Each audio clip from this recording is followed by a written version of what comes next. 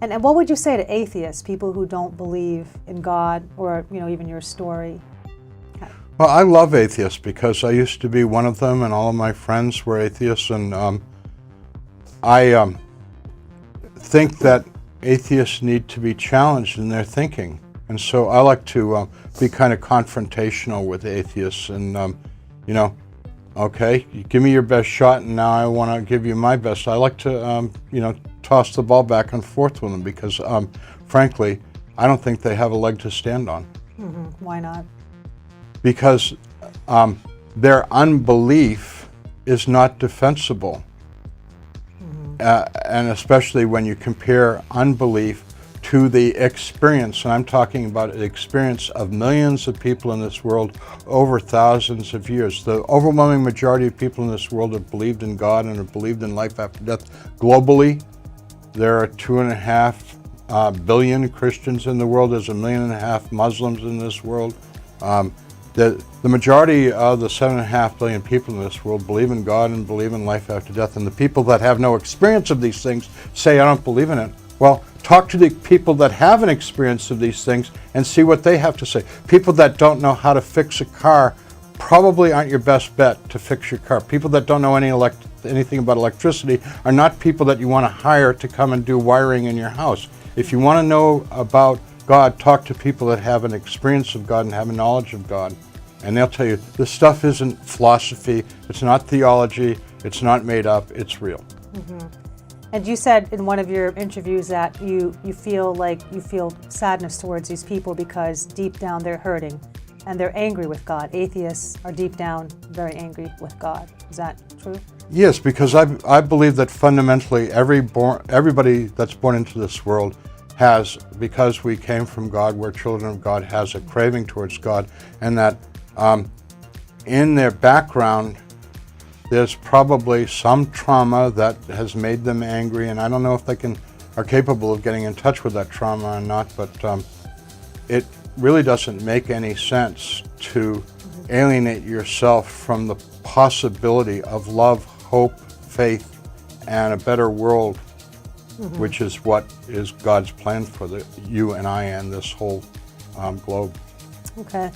So can you talk more about when you actually were in heaven? I'm sure everybody wants to know more about that experience because we haven't had that. So when you actually got to heaven and you left that cesspool area, now you have beings of light and, like you said, Jesus surrounded you. Can you explain how that felt or what was that about? Well, one of the big misunderstandings of heaven, and I don't know how this came about, is it's the fun center of the universe.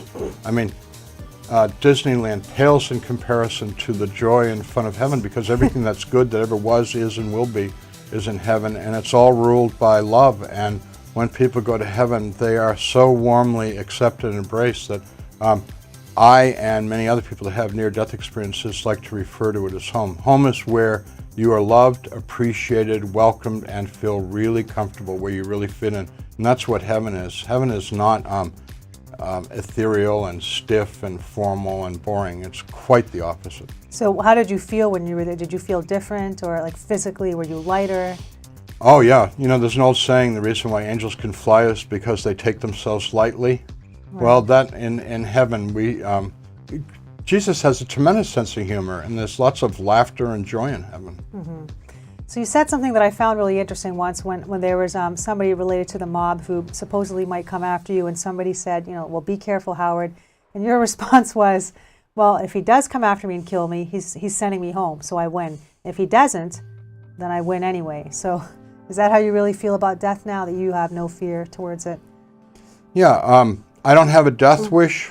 I'm trying to make the most out of my life, but I know that death is just a transition from this world into an entirely different state of being, which is because I know I'm going to heaven because I have put my faith and trust in Jesus Christ. It's a transition into a world of great love and joy and purpose, and I'm eager to go there, so I hope people celebrate when I get to make the move on.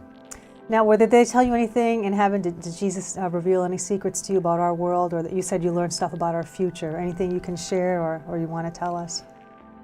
God has been hoping for and working for a huge change in human behavior. And God sent prophets and teachers to the entire world, not just to the Jews, but to the entire world, everywhere. And the Spirit of Christ has been working throughout the whole world. Mm-hmm. And unfortunately, people tend to pervert and ruin the messages with their own needs for control and power and personal gain, etc., through the misuse of the God stuff and religion. But God wants this world to become full of harmony and goodness and joy. And it's all possible. All we need to do is have a change of heart, and it'll happen. Mm-hmm. And when that happens, God's going to release unbelievable gifts to make this world peaceful and perfect and prosperous. Are you talking in decades or centuries from now you see this happening? Like everybody has a compassionate heart, everyone loves their neighbor, everyone understands their neighbor's trials, and we're pretty far from that. Or are we? It seems like a lot of people are pretty far from it, but it's God's will, and it is going to happen, and it's not so far off, and I think that we are really in a critical stage right now for how it's going to go, because it's either going to go very smoothly and well, or it's going to go painfully, one or the other, and he showed me both scenarios. So you saw both scenarios? Yeah. So you saw a peaceful future. What was that like? You mentioned there was no technology in the future. Well, I didn't see any technology, but I've been rethinking it because people have explained. I saw a lot of jewelry. Everybody was wearing all kinds of ornaments. I don't know if it was jewelry, but they were wearing ornaments. And now people said, could that perhaps have been very discreet technology? And I said, it's a possibility. But I didn't see any dependence on those things, but maybe I wasn't capable of discerning what was going on because they didn't have the time or the desire at that time to explain everything to me. But people were living in great harmony with one another and throughout the whole world. And the main occupation of everybody was the raising of children. And Jesus told me that that's the main responsibility of the human race, is to raise children. Raise them correctly. Yeah. Okay. So what do you think is the main impediment today that is blocking us from living that utopian lifestyle? Is it technology? I mean, is it greed, materialism? Like, what's the main problem today that's stopping this? It's a distorted view of the world, which is that the only thing that matters is our material gain, mm-hmm. whereas the well-being, the soul, spiritual, heart well-being of people is far more important than the material gain. I've worked with a lot of people in developing countries around the world, and most especially Mayan people in Central America. And although they were poorer than most Americans can even conceive of poverty, because of their love in community, mm-hmm. In that culture, La Familia. Oh yes, so the power of a group, a happy group. Yeah.